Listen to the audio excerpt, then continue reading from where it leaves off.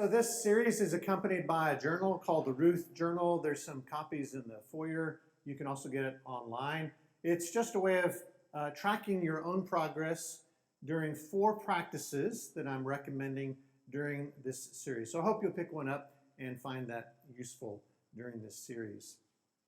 Jonathan Merritt is the author of a book called Speaking God. It's about speaking about God. And he begins the book by sharing this statistic. I enlisted the Barna Group, a social research firm focused on religion and public life, to conduct a survey of 1,000 American adults. This study revealed that most Americans, more than 3/4 actually, do not often have spiritual or religious conversations. I don't know if you find that surprising, but the reality is that most Americans do not talk much about God. Most Americans are not engaged in spiritual conversations on a regular basis. What may be more surprising is the fact that that is also true of people like us. And so in the book, he quotes this statistic: practicing Christians who attend church regularly aren't faring much better. A mere 13% had a spiritual conversation around once a week. What is surprising is that people like us, people who are in churches or watching church services online, people who are reading our Bibles and participating in Bible classes, we're not talking about God either. We're rarely engaged in conversations where God and godly things come up. Merritt goes on. By searching the Google Ngram corpus, a collection of millions of books, newspapers, web pages, and speeches published between 1500 and 2008. Take that in. That is a lot of material. We can now determine the frequency of word usage over the centuries. This data shows that most religious and spiritual words have been declining in the English-speaking world since the early 20th century. So technology now allows us to do word searches through a vast universe of printed materials from 1500 through 2008. And what that search reveals is that sacred language, divine language, spiritual language is slowly disappearing in those printed works. Fewer and fewer of us are engaged in spiritual conversations. Now, let's ask 2 questions of that. Why is that? And so what? Who cares? All right, so first, why is that? Merritt. According to my survey, a range of internal conflicts is driving Americans from God talk. Some said these types of conversations create tensions or arguments, 28%. Others feel put off by how religion's been politicized, 17%. Others still report not wanting to appear religious, 7%. Sound weird, 6%. Sound extremist, 5%. Whatever the reason, for most of us in this majority Christian nation, our conversations almost never address the spirituality we claim is important. So think about that category that gets the highest percentage here, the fact that people aren't talking about God because it creates tension or arguments. I suppose in some ways that's long been true about this topic. What are you never supposed to talk about, right? Politics and religion. But doesn't it feel all the more true right now that as our country seems increasingly fractured, religion and conversations about religion seem all the more difficult to have. In part, I suppose, because religion is increasingly politicized, and we just don't want to add to the tension. We don't want to add to the arguments that can come up. And so, increasingly, we don't talk about God, not even to each other. There's an interesting article in 2019 in New York Times looking at how this tension even comes up when it comes to the phrase, bless you, or God bless you, in response to a sneeze. So the author quoted Kelly Kamansky, a social media manager based in Orlando, who recently taught herself to say Gesundheit rather than bless you when people sneeze. She says, it took a few weeks for it to become second nature and to feel natural. I think it's super uncomfortable to hear God bless you all the time. It's probably worth mentioning that I'm an atheist, which really drove me to edit my word choice when people sneeze. So again, there's such tension, such potential for conflict around spiritual conversations that some of us don't even want to say, well, God bless you anymore. There is that tension already right there. I was thinking about this in my own life. And it's a little difficult to see this. But back when I was preaching in Las Cruces, New Mexico, one day I went on a hike with my stepfather. And we hiked all the way from Sunspot, the village where I grew up as a child, all the way down through a long canyon called Dog Canyon to a small place called Oliver Lee Memorial State Park. It's a hike that takes the better part of a day. It takes you from a mountain peak that's 9,000 feet above sea level all the way down into the sandy desert. And one of the things that I hoped to accomplish during that long hike was to engage in a spiritual conversation with my stepfather. We just never really talked about God. And so I kind of hoped that this hike would be an opportunity for us to do that.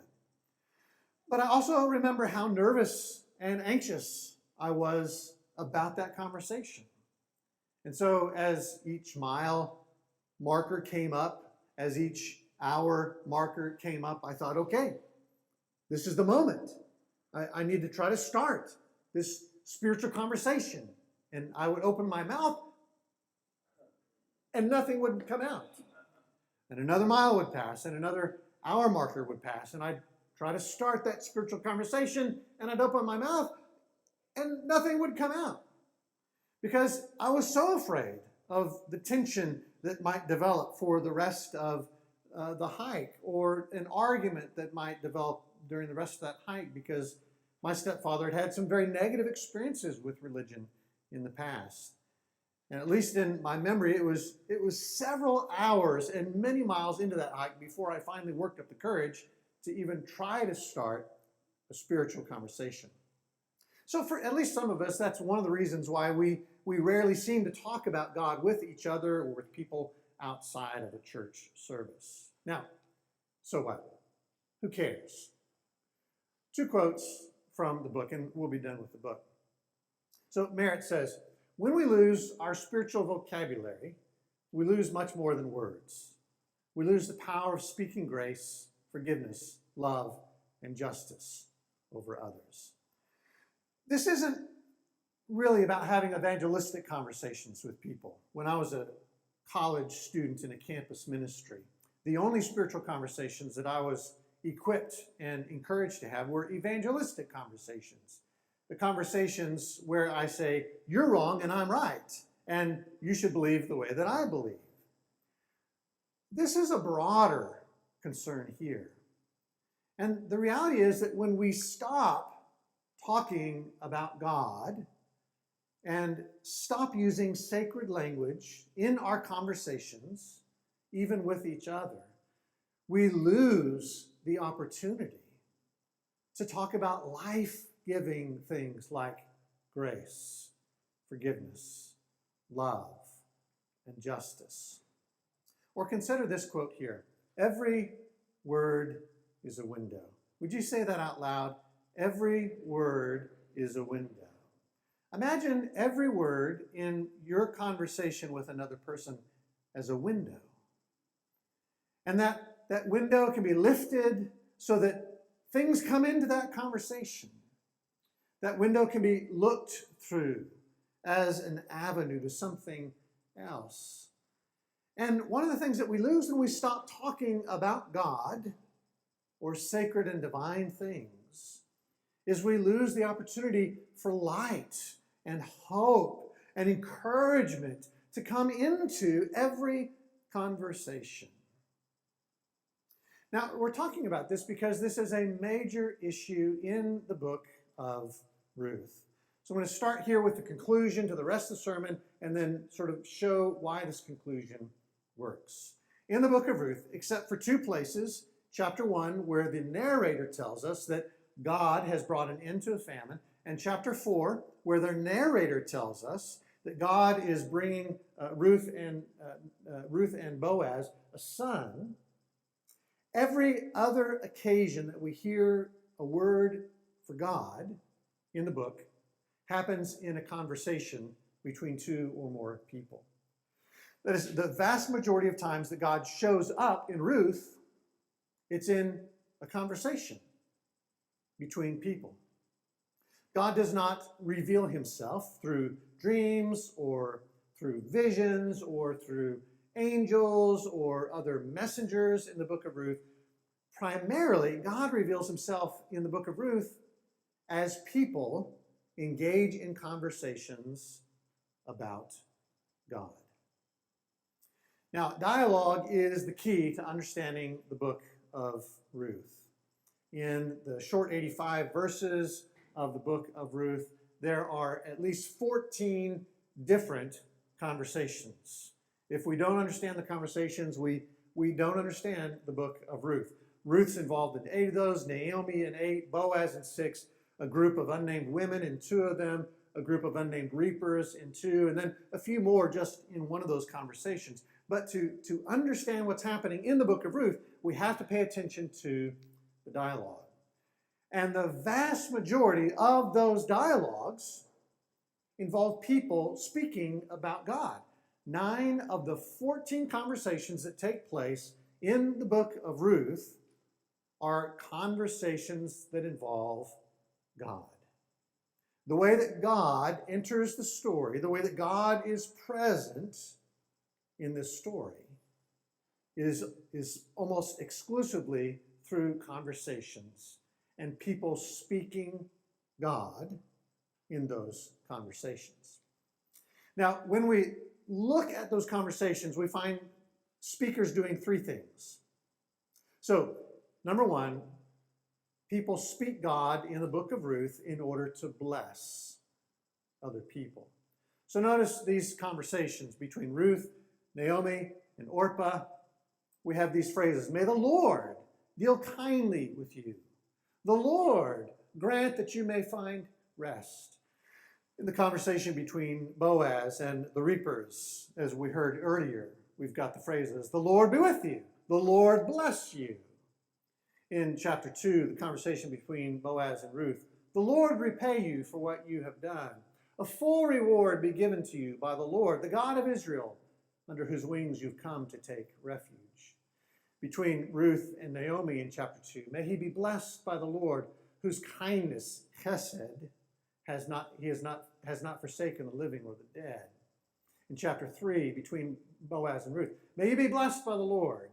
And then in chapter 4, between Boaz, the elders, and a group of people, may the Lord make the woman like Rachel and Leah. May you be renowned in Bethlehem, which is really a prayer or a blessing. And may your house be like the house of Perez.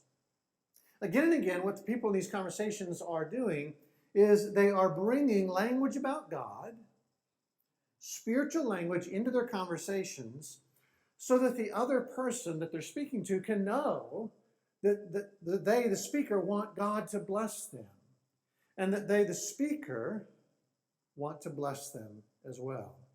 In these conversations, the speaker is wanting the listener to leave having a sense that they're loved by God and that they're loved by the speaker, and they use spiritual language to communicate that.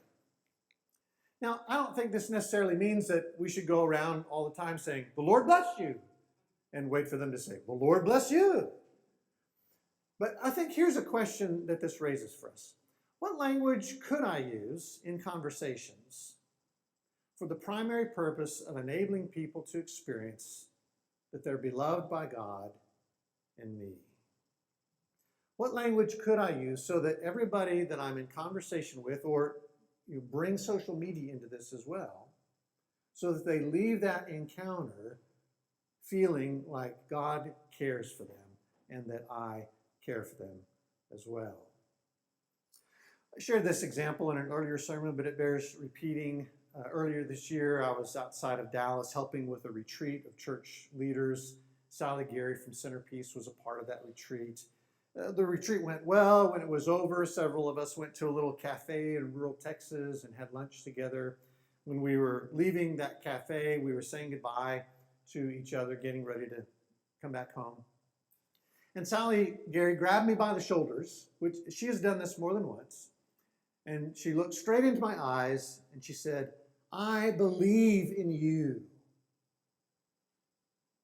And I have to say, it brought tears to my eyes because I knew what she was saying. And even though there were so few words in that part of the conversation, so much was communicated. What I walked away from that conversation with was, there's someone who cares deeply for me and who also believes that God cares deeply for me. That's what's being modeled here in Ruth. A couple of Thursdays ago, I drove into New York City with Julia Clark to drop her off at Penn Station so that she could begin her train ride back to California.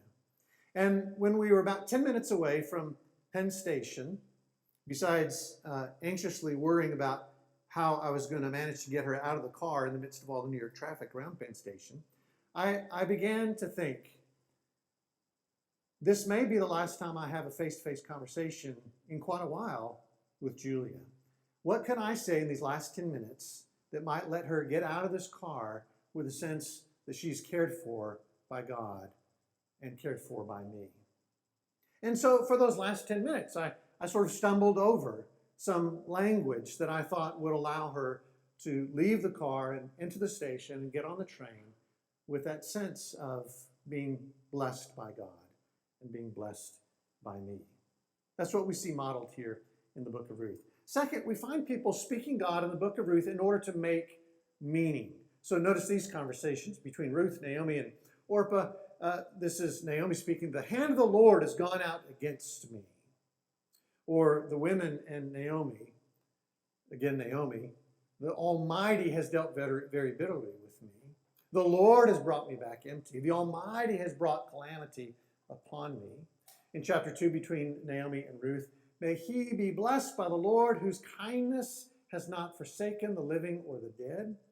Boaz, the elders and the people, "Because of the offspring that the Lord will give you." And between the women and Naomi, "Blessed be the Lord, who has not left you without a redeemer.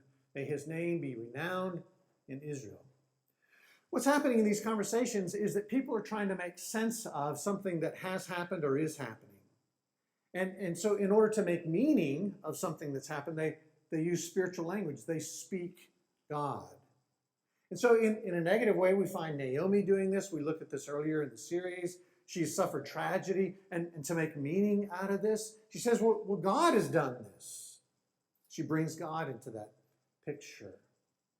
In a much better sense, when Naomi learns of the kindness of Boaz shown to Ruth, she says, "May he be blessed by the Lord, whose kindness has not forsaken the living and the dead." This is her making sense of Boaz's kindness, and she says in that conversation, this is God acting with chesed toward you. In order to make sense of an impending birth of a son, the people and elders tell Boaz, this offspring comes from the Lord. The Lord has done this for you. And then the women tell Naomi, as she tries to make sense of the fact that Boaz has taken responsibility for Ruth, they say, "Blessed be the Lord. The Lord has done this. He's not left you without a redeemer. May his name be renowned in Israel." These are people simply trying to make sense of something that's going on in the world. And in order to do that, they bring spiritual language to bear. So here's a question that I think this might raise for us. What language could I use in conversations to create space for others to consider the possible divine meaning for or divine activity behind what's happening in the world? Now, obviously, there's some danger to being overly confident about this and pointing to every situation in life and saying, well, I know exactly what God's doing here. And maybe that's not the best approach. And sometimes we get this wrong, as Naomi did, blaming God for the death of her family members. But could there be a way to at least create space in our conversations, written and verbal, where at least we're inviting people to consider that God might actually have a role in what we're talking about here? For example, for quite a while, I had a friend who often would ask in the midst of a conversation, well, that's interesting. I wonder what you think God is doing in the midst of that. It was a very simple question. There was no wrong answer to that question. And it was simply his way of trying to create some space in that conversation for me to reflect on maybe there's a larger meaning here. Maybe God is involved in some way in this circumstance. And then the third thing that we find people doing in Ruth is they speak God to express resolve. So in the conversation between Ruth and Naomi, Ruth says, "May the Lord do so to me, and more also, if anything but death parts me from you." And then between Boaz and Ruth, Boaz tells Ruth, "As the Lord lives, I will redeem you." Here we have people making commitments, making promises about actions they're going to take for the other. And they use spiritual language to root those promises and commitments. They want the person that they're speaking to understand that this isn't just because I'm trying to be a good person. This is because of a deeper commitment that I have to God and to my faith. And out of that, I'm making my commitment to you. So this might raise this question for us. What language could I use in conversations to express the divine roots of my resolve to do good? You know, throughout the day, as we're having conversations with people, online or in person, and as we make promises or commitments to people in those conversations, could we find a way to root those promises and commitments in our faith and to explain that rooting to the person that we're talking to? Now, once again, just to back up, here's what I hope that you walk away from. When we look at the book of Ruth as a whole, there really only are two times when we find the word God used outside of conversations. It's there in chapter 1, and it's there in chapter 4. Every other account of the word God in the book of Ruth happens in conversations. And I think that's telling us that at least in this story, God is revealed through conversations.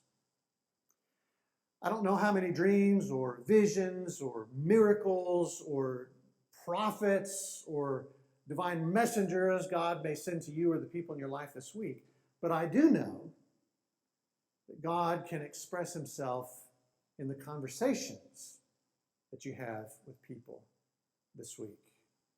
So consider speaking God in some way in those conversations. These three questions, let me leave those with you and encourage you to consider which of these sort of resonates with you as you think about this week. Which one of these might you be willing to at least ponder as you engage in conversation this week? What language could I use in conversations for the primary purpose of enabling people to experience that they are beloved by God and me? Or what language could I use in conversations to create space for others to consider the possible divine meaning for and divine activity behind what's happening in the world? Or third, what language could I use in conversations to express the divine roots of my resolve to do good? Just take a moment in this silence right now and consider those three questions. How might you speak God this week?